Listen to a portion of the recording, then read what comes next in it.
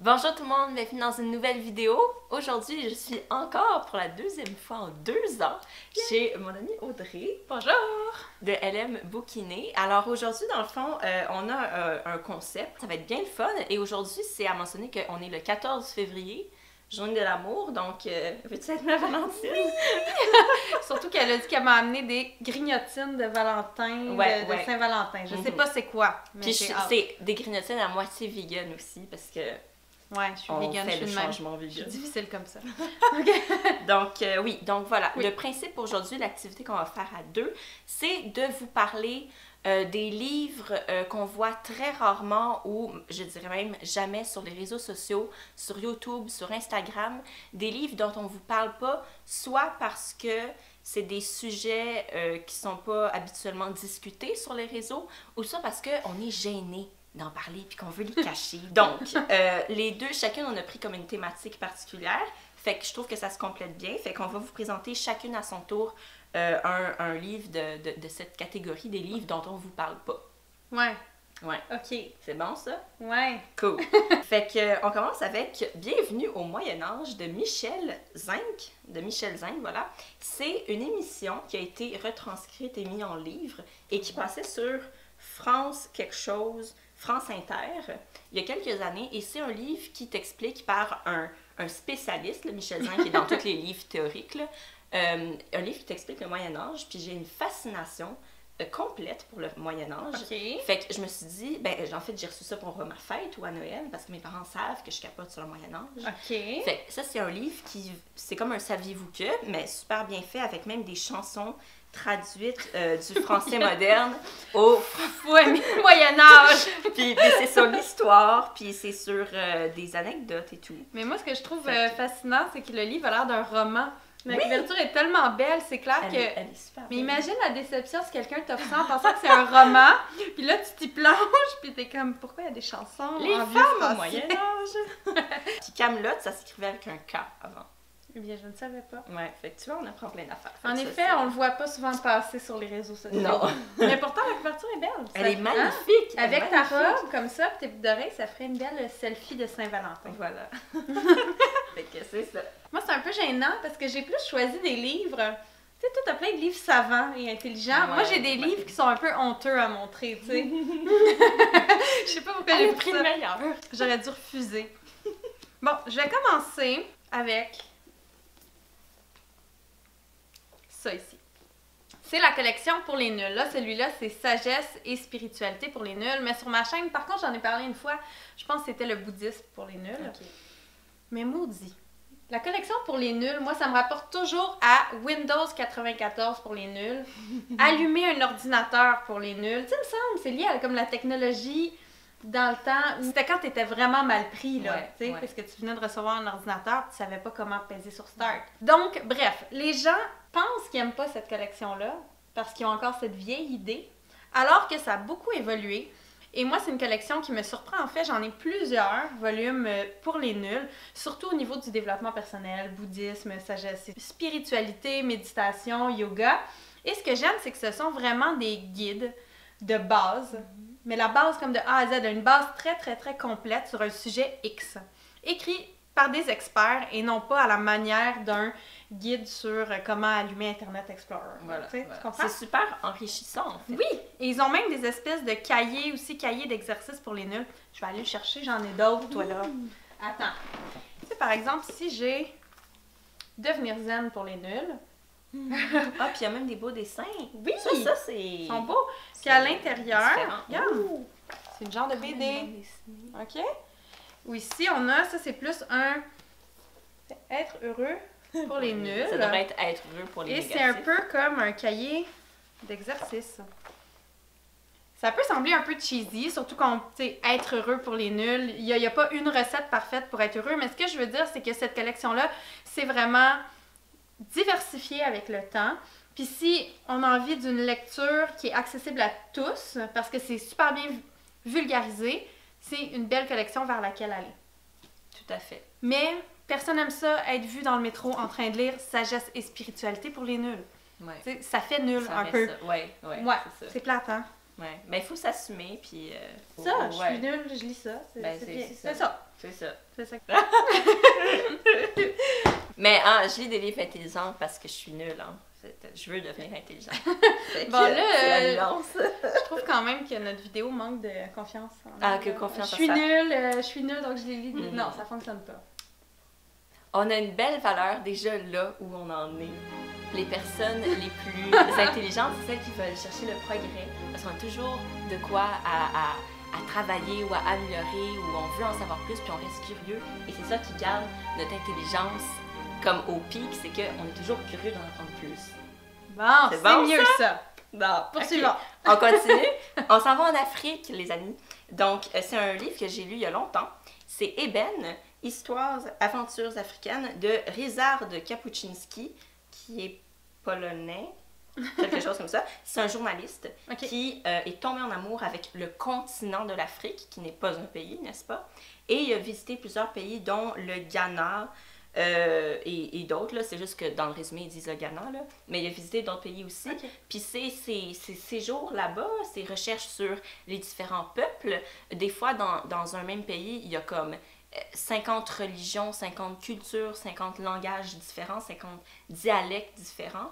Fait que c'est toute sa découverte de ces peuples-là, de leurs habitudes, ses aventures très James Bond, là, où on dirait qu'il va mourir parce qu'il a décidé de prendre le bateau pendant une tempête, puis il est là pour l'écrire, fait qu'il a survécu, mais c'est rocambolesque.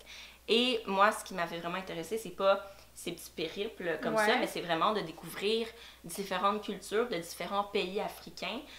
Moi, j'ai une passion pour le continent de l'Afrique depuis un petit bout, puis je veux juste en apprendre plus. Là, il y a plus la Guinée qui m'intéresse plus particulièrement, mais il n'est pas allé en Guinée, mais c'est juste fabuleux. C'est comme un journal de voyage, dans le fond.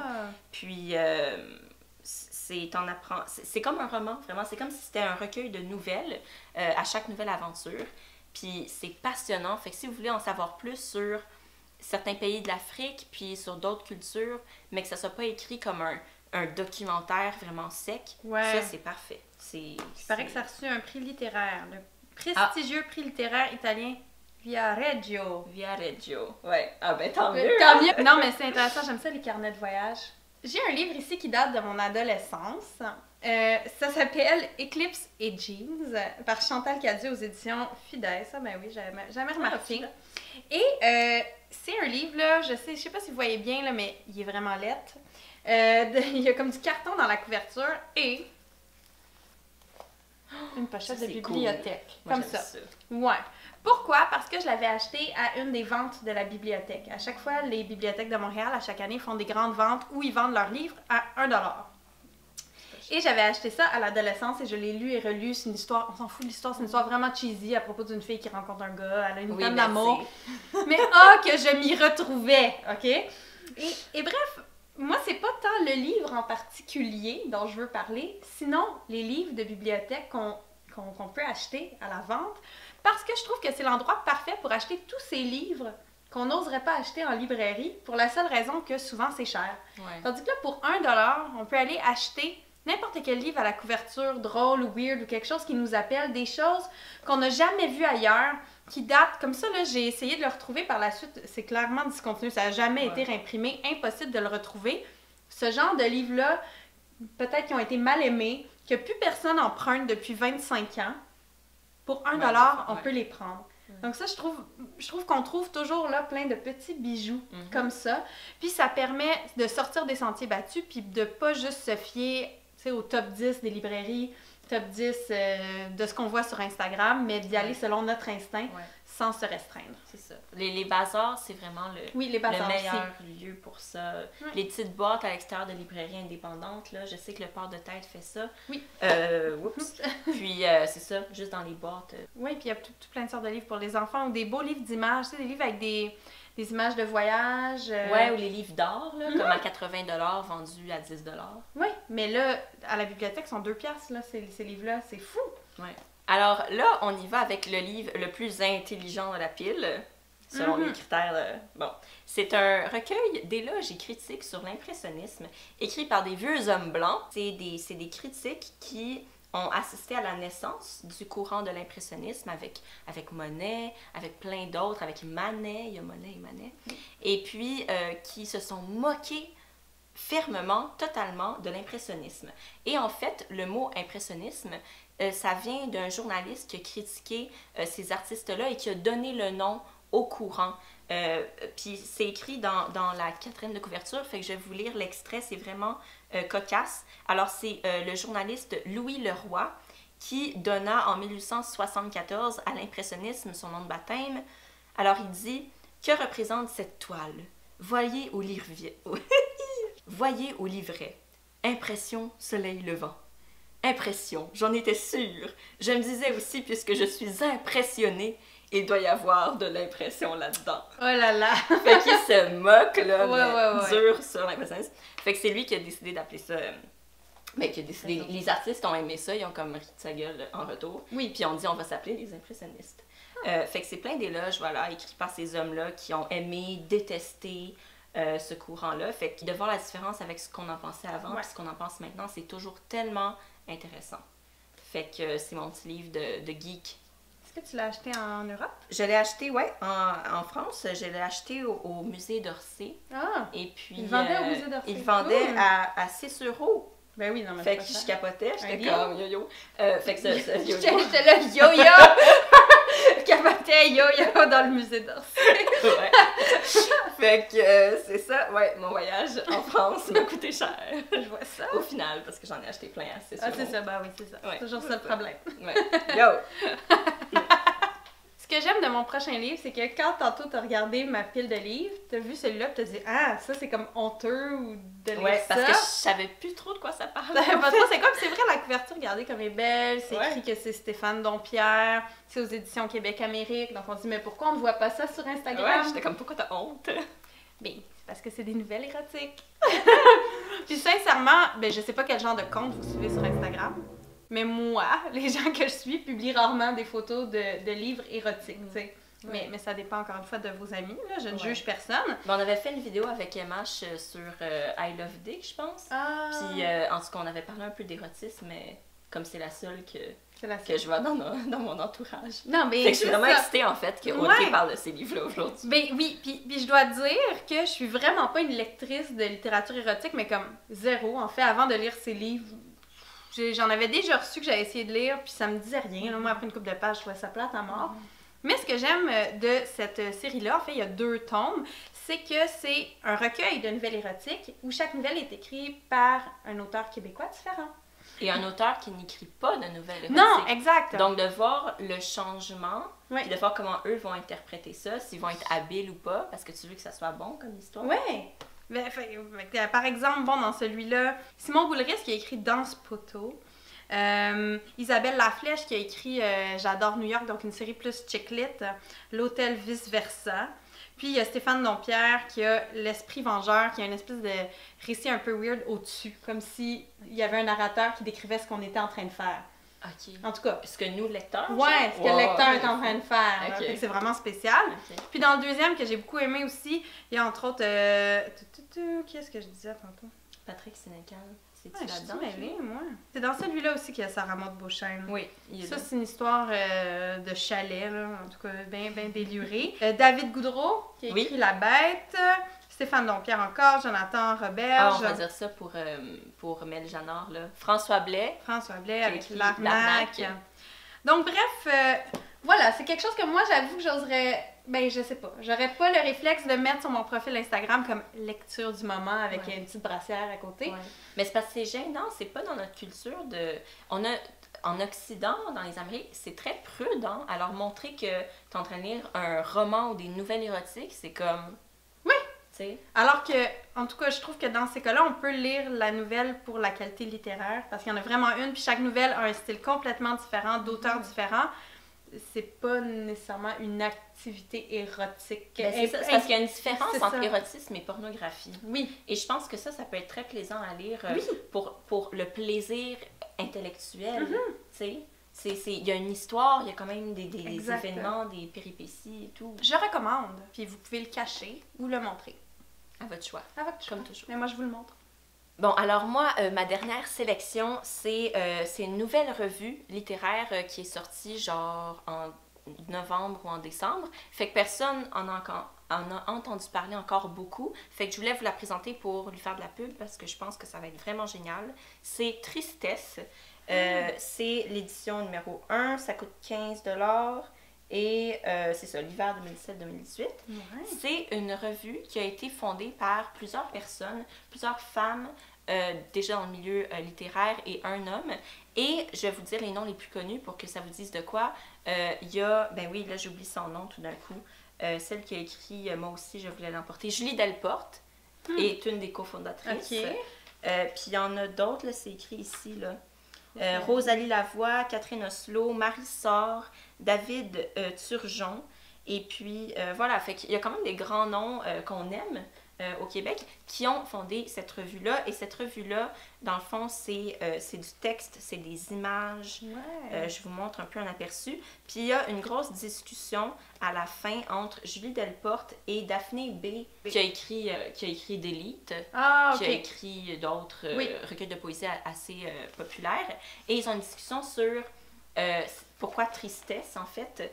Puis il y a un autre texte sur les cheveux qui est super intéressant, mais le pourquoi tristesse, c'est fascinant parce que ça montre pourquoi le mot tristesse est un mot engagé, est un mot militant, est un mot féministe. Et parce qu'à première vue, quand on lit le mot tristesse, on est comme... Ouais, ok. ouais. Mais là, avec la partie rose, là, c'est une discussion de ces deux femmes-là et c'est captivant.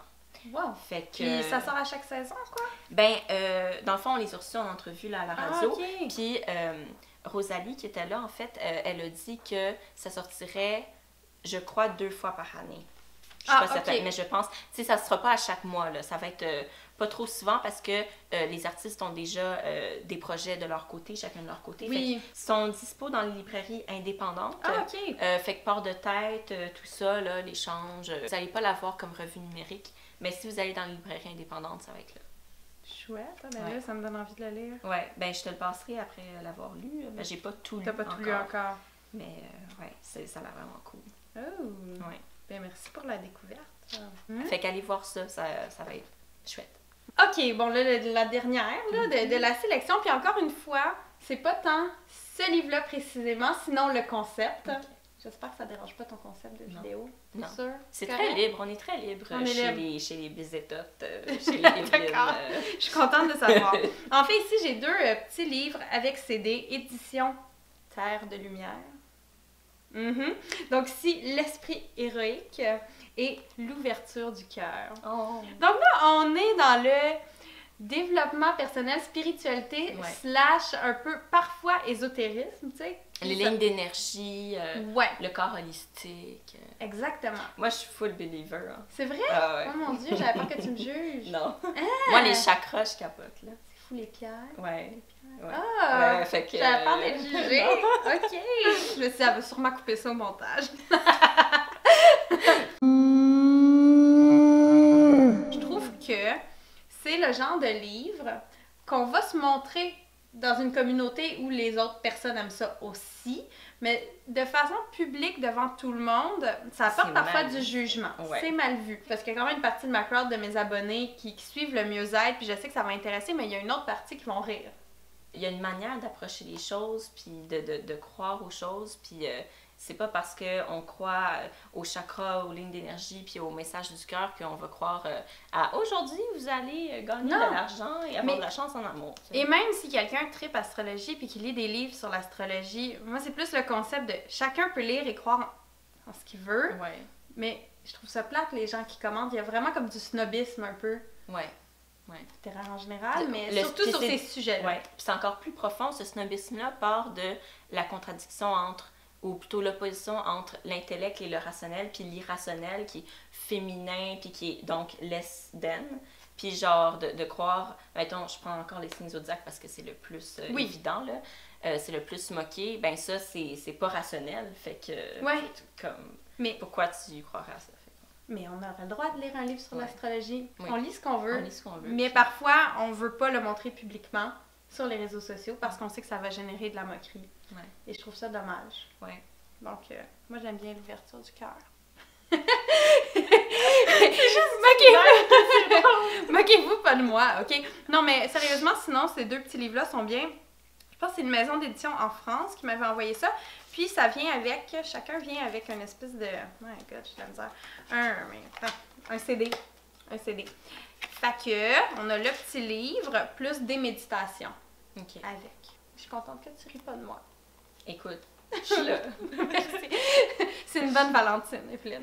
Elle Je me m'accepte. suis mal habillée en rose. Ouais, c'est ça. ça. Super, merci beaucoup, Audrey. Ben là...